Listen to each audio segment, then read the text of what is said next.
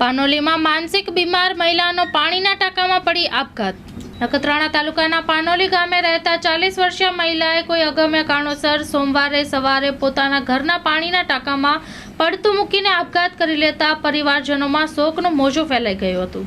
Dayapar police મથકેથી પ્રાપ્ત વિગતો મુજબ પાનોલી ગામે રહેતા મુક્તાબેન અરજણભાઈ પટેલ નામના મહિલાએ પોતાના ઘરના પાણીના ટાંકામાં ડૂબી જવાથી મોત નીપજ્યું હતું. હતભાગી મહિલાને દયાપર સામૂહિક આરોગ્ય કેન્દ્રમાં લઈ જવાયા હતા, જ્યાં ફરજ પરના તબીબે તેમને મૃત જાહેર કર્યા હતા.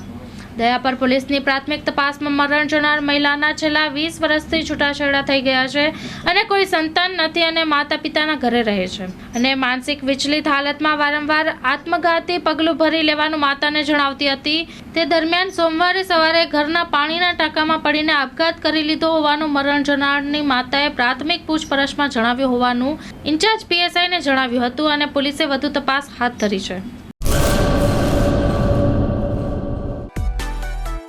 માં motor driving, safe and sure driving.